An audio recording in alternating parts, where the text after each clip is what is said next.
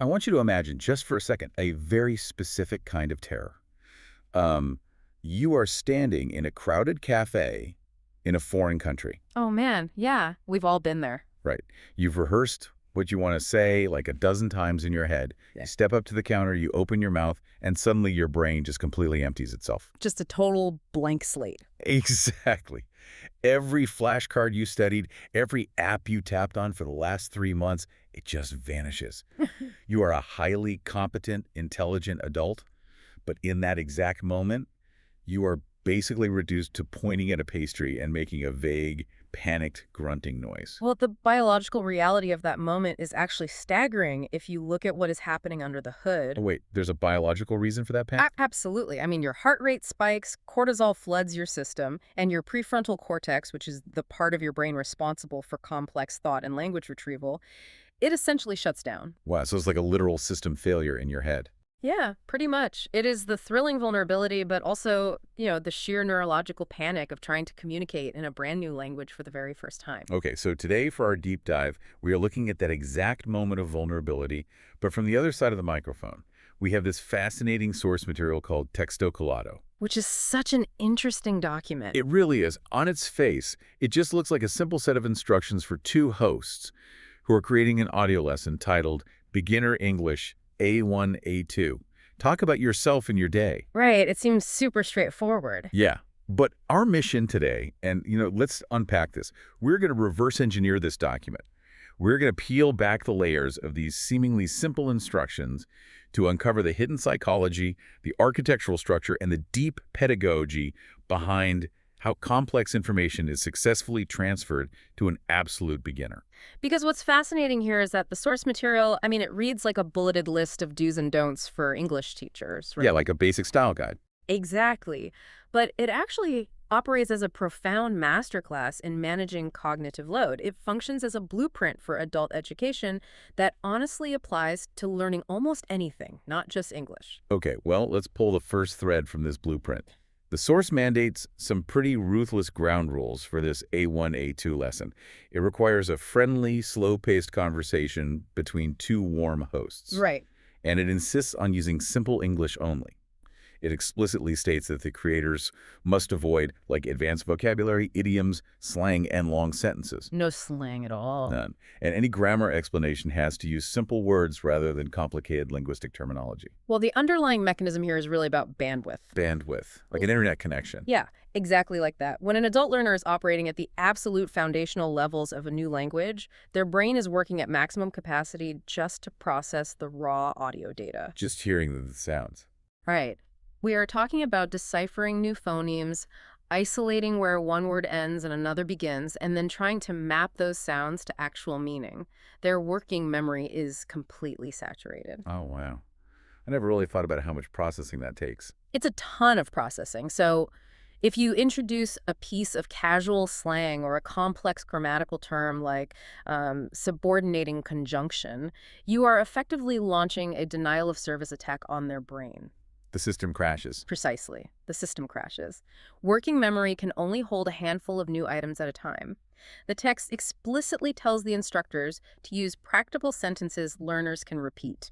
Okay, so it's about repetition. Yes, but more than that, this bypasses the need for the learner to understand the abstract linguistic theory.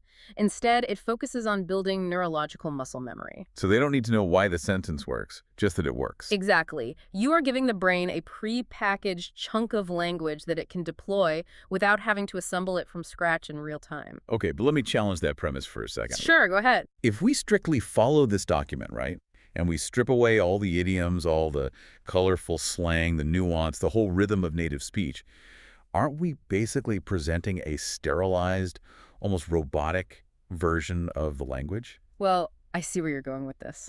I mean, to use a culinary analogy, isn't this like handing someone a perfectly measured meal replacement shake? It has all the necessary macros to keep you alive, sure, but it completely lacks the texture and the seasoning that actually makes eating enjoyable. The meal replacement shake analogy is actually really apt, but you have to consider the metabolic state of the person you are feeding. What do you mean? At the foundational stages of language acquisition, the learner isn't looking for a Michelin star dining experience. They are looking for caloric survival. Ah, okay, so they just need the basics to survive the conversation. Exactly. The seasoning, the idioms and slang, that requires a massive amount of cultural and contextual processing power. When a learner is isolated by a language barrier, a simple, repeatable sentence, that plain meal replacement, it's the most beautiful functional tool in the world because it actually works. So the lack of flavor is, it's a deliberate feature, not a bug. It is a protective measure. There is this psychological trap that instructors often fall into. They think throwing in slang makes the lesson feel more authentic or, cool. Yeah, trying to sound like a local. Right. But from the learner's perspective, encountering an idiom they cannot possibly decode doesn't make them feel immersed. It highlights their deficit. It triggers that exact cafe panic we discussed earlier. Right, the system crash. Exactly. So by aggressively filtering out the complexity and focusing strictly on practical, repeatable sentences, you engineer a series of guaranteed small victories. Okay, that makes so much sense. The document is basically a protective shell against the learner's own frustration. Yes, absolutely. And that protective instinct, it extends beyond just the vocabulary choices.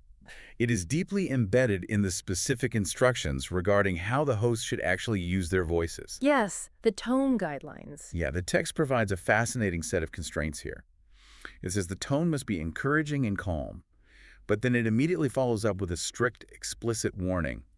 Do not sound childish. Which is such a crucial distinction. It is, and it also demands that the lesson remain useful for real-life conversation. Well, you are hitting on the central paradox of teaching fundamental skills to adult learners. Think about it. The material itself, learning how to state your name, your origin, basic times of the day, that is identical to the curriculum we give to toddlers. Right, it's literally preschool stuff. Colors, numbers, my name is. Exactly. The linguistic building blocks are the exact same. But the psychological landscape of the audience could not be more different. Right, because an adult learner is not a blank slate. They are a fully formed human operating with a severe temporary handicap. That's a great way to put it. My analogy for this is it's like taking a master architect, someone who designs actual skyscrapers, and forcing them to build their vision using only a handful of oversized Duplo blocks. Oh, that's a perfect analogy. The disparity between the complexity of their internal vision and the crudeness of the tools available to them, that creates a profound, agonizing frustration. And that frustration is the catalyst for what linguists call the affective filter. The affective filter, what is that? In linguistics and psychology, the affective filter is essentially an emotional roadblock. When an adult feels vulnerable, anxious, or patronized, their amygdala activates, which floods the brain with stress hormones. So they literally go into fight or flight. Exactly. And this physiological response literally, physically inhibits the hippocampus from encoding new memories. So an encouraging and calm tone isn't just about being polite. It is a biological necessity. It suppresses the amygdala so they can actually learn. Exactly. It suppresses the amygdala, keeping the cognitive pathways open. Here's where it gets really interesting, though. The mandate to not sound childish is the counterweight to that. How does an audio host practically navigate that tightrope? I mean, you are speaking incredibly slowly, using the simplest possible vocabulary, yet you have to maintain the dignity of the listener. Well, think about the acoustic properties of how we speak to a child versus an adult. When people use a childish tone, which is often called motherese, they pitch their voice up, they heavily exaggerate their intonation contours, and they create this artificial sing-song rhythm. Oh, right, like who's a good boy, that kind of thing. Exactly. You are communicating a hierarchy. You're saying, I'm the adult, you are the infant. You are speaking down to the listener. Yes. To maintain dignity with an adult learner, you have to maintain a flat professional pitch. You slow the cadence down and you articulate very clearly, but the auditory quality remains completely intact. So you're treating them as an equal. Exactly. You are signaling to the listener, look, I acknowledge your intellect. I am merely modifying the data transmission rate so your hardware can process it. That distinction becomes incredibly clear when you look at another specific rule from the source text. It says, repeat important phrases naturally. Yes, naturally is the key word there. Right, because natural repetition is vastly different from pedagogical drilling. Yeah. Artificial, exaggerated repetition sounds like a cartoon. Saying, apple, apple, apple. That is deeply patronizing. It really is. It triggers that affective filter immediately. But natural repetition, like saying, I have an apple. Yeah. Yes, a red apple. That mimics the prosody of a supportive friend in a loud restaurant just confirming they heard you correctly. And that natural prosody is what keeps the affective filter down. The moment the listener detects that they are being patronized, the wall goes up and the learning just stops completely. Wow. Yeah, the entire phonetic delivery of the lesson must serve to preserve the adult learner's self-respect. That preservation of dignity doesn't just stop at the host's tone, though. It's Yeah. actually baked into the very sequence of what the learner is asked to say first. Oh, the structure. Yes. The document provides a strict architectural progression for the lesson, and the way it unfolds is a masterclass in building a persona from scratch. The sequencing of information is never accidental in a well-designed curriculum. It dictates the learner's entire cognitive journey. Let's trace that journey for the listener. The blueprint mandates, starting with a brief introduction of why beginners need to learn to talk about themselves. Setting the stage. Right. Then it immediately moves to simple self-introductions: name, origin, job, or studies. From there, it expands into daily routine vocabulary and sentences, bringing in time expressions like every day, in the morning, at night, and on weekends. Okay. Finally, it layers on likes and dislikes, utilizing phrases like I like, I don't like, and do you like? If we connect this to the bigger picture, this progression is essentially a map of human ontological development compressed into a single lesson. Ontological development. Yeah, you begin at the absolute epicenter of the self, who am I, and slowly ripple outward into the physical world and your relation to it. It is remarkably similar to the mechanics of building a character in a complex role-playing video game. Oh, I like that comparison. How so? Well, when you start a new RPG, the very first screen demands your identity. You sign a name, you select a background or an origin, and you pick a class or profession. The system requires the entity to exist before it can interact with the environment. Right, you are establishing the parameters of the self. Exactly. Once that character is rendered, you learn their default mechanics. How do they move? How does the passage of time affect them? That perfectly mirrors the integration of daily routines and time expressions. You wake up in the morning, you work, you rest at night. You are establishing the basic physics of the individual's existence. Yes. And only after those mechanics are set do you assign preferences, the likes and dislikes. Suddenly, you aren't just an avatar moving through a digital space. You are a distinct personality that actively engages with the world, preferring coffee to tea or, hating early mornings. The social pragmatics of that progression are brilliant when you really look at it.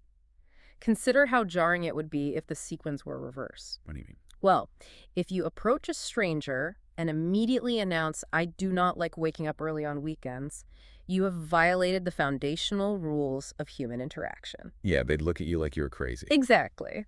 The curriculum is subtly teaching the learner the culturally accepted rhythm of English conversation.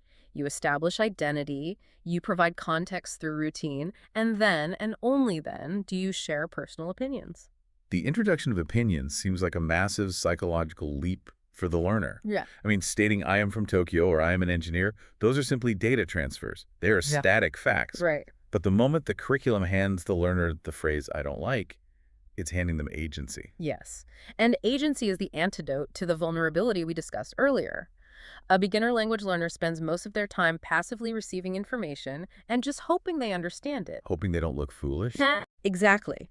Equipping them with the linguistic architecture to express a preference, to reject something or enthusiastically endorse something, it rehumanizes them. It moves the interaction from rote recitation to authentic self-expression. You are giving them the tools to not just exist in a language, but to actually possess a personality within it. Beautifully said. But personality doesn't exist in a vacuum, right? A language is a bridge between two minds. You don't learn a language to sit in an empty room and recite your daily routine to the wall. Hopefully not, anyway. Right. This blueprint recognizes that, and the final phases of the document completely shift the paradigm. The transition from the internal self to the external connection. The shift from monologue to dialogue. The document outlines a really sharp pivot here. It demands simple question and answer practice, followed by mini conversations that integrate all the prior phrases, and concludes with a final recap of the most useful sentences. Right, the culmination of the lesson. And it also imposes a strict, non-negotiable target length for the entire lesson, 25 to 35 minutes. Well, let's talk about the Q&A first. The introduction of the simple Q&A is the inflection point where theory collides with practice. Until this phase, the learner's cognitive load has been entirely self-directed. They're just talking about themselves. Right. They are retrieving vocabulary to describe their own life, but introducing the interrogative asking, do you like, or what do you do? Hmm. That requires a massive cognitive leap known as theory of mind. Theory of mind. Yes. The learner must now actively project curiosity onto the other person, anticipate a response, and parse incoming unpredictable data. It's the difference between hitting golf balls at a driving range Yeah. and stepping onto a tennis court. Oh, that's good. At the driving range, the ball is stationary, the environment is controlled, and you are just perfecting your own mechanics. But in a tennis match, which is what a mini conversation represents, you are reacting in real time to the spin and velocity of the other person's swing. That's spot on. The cognitive demand of those mini conversations cannot be overstated. The learner's brain is being forced into rapid-fire synthesis. Because they have to use everything at once. Exactly. They are pulling identity vocabulary from one neural pathway, time expressions from another, and preference structures from a third, and they are weaving them together dynamically. They aren't just retrieving files, they are writing new code live. That immense processing power required to synthesize on the fly that actually explains the strict 25 to 35-minute constraint outlined in the source, doesn't it? It absolutely does. Because I was wondering about that. Why not a rapid 5-minute micro lesson for a commuter? Or conversely, why not a grueling 2-hour immersion session to permanently cement the vocabulary? This raises an important question about how adults actually learn. The 25 to 35-minute window is not arbitrary at all. It is rooted deeply in neurobiology. Okay, lay it on me. The brain consumes massive amounts of glucose when it is forging new neural connections, particularly during active language decoding. If you push an A1-A2 learner into a 2-hour immersion session, you will physically deplete their prefrontal cortex. So the brain literally runs out of fuel. Yes. The phenomenon is known as cognitive fatigue. Their attention will fracture, the effective filter, that panic call we talked about, will slam back up. Oh, no. And worse, any learning that occurred in the second hour will actually overwrite and degrade the learning from the first hour due to stress interference. Wow. So a marathon session is actively counterproductive. Highly counterproductive. You are doing more harm than good at that point. And what about the 5-minute version? Conversely, a 5-minute microlesson does not provide enough continuous exposure to transition the vocabulary from working memory into short-term consolidation. You need enough time to establish the identity, practice the routine, synthesize it in a dialogue, and then execute that vital final recap. But you have to stop before the crash. Exactly. You must terminate the session the moment before glucose depletion sets in. The inclusion of that final recap is fascinating to me because it seems so basic, but it obviously serves a massive psychological function. It capitalizes on a psychological phenomenon known as the recency effect. The recency effect. Yeah. The human brain disproportionately prioritizes the last piece of information it processes in a sequence. By ending the 30-minute block with a distilled, perfectly articulated recap of the core practical sentences, the curriculum ensures that the most accurate version of the target language is what gets encoded into long-term memory during the rest period that follows. It's like the save point before you power down the console. That is exactly what it is. And if you are listening to this, the mechanics of this 25 to 35-minute cycle, where you build foundational concepts, apply them in a dynamic synthesis, and conclude with a structured recap, that is an incredibly potent framework for mastering almost any complex skill. It really applies to everything. Right. Whether you are teaching yourself Python coding, learning to read financial spreadsheets, or picking up a complex physical skill like woodworking, you define the basic elements, you practice the routine mechanics, you combine them in a small, practical application, and then you review your work. And crucially, you stop before your brain is fried. It is an algorithm for optimal adult learning, cleverly disguised as a beginner English syllabus. So what does this all mean? Let's look at the totality of what we've uncovered here today. We began with a seemingly straightforward set of instructions from Texto Collado for an A1-A2 beginner English lesson. And what emerged was a profoundly empathetic, scientifically grounded architecture for human education. Exactly. We explored the stark reality of cognitive load, understanding that withholding the seasoning of complex idioms is actually a necessary biological defense mechanism to keep a beginner's working memory from collapsing. We also analyzed the intricate sociolinguistics of tone. We saw how an encouraging natural delivery mitigates anxiety and keeps the hippocampus receptive. While strictly avoiding that childish prosody preserves the fundamental dignity of the adult learner. Right. We mapped the organic evolution of the curriculum structure, recognizing that moving from self-identification to daily mechanics to personal preferences that mirrors the natural development of human agency. And finally, We unpack the intense cognitive synthesis required to shift from passive monologue to active conversation, all perfectly constrained within the biological limits of a 30-minute processing window. The entire document really is a testament to the idea that teaching isn't just about transmitting data. It is about managing the psychological and neurological state of the person receiving it. Which brings me to a final thought that extends far beyond the mechanics of this blueprint. The entire focus of this lesson design is singular. Teaching a beginner to talk about yourself and your day. The foundational step. Right. It is the undisputed, necessary gateway to language acquisition.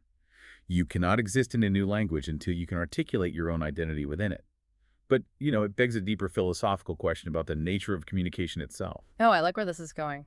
If the foundational step of stepping into a new language is the ability to construct and broadcast your own identity, at what point in our learning journey, or in our daily lives for that matter, do we truly stop translating our own internal thoughts and begin genuinely, silently listening to the identity and the culture of the person standing across from us? That transition right there from projecting the self to absorbing the other, that is the true threshold of fluency.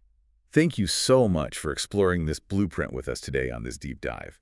Keep seeking out the structures hidden beneath the surface, and we will see you next time.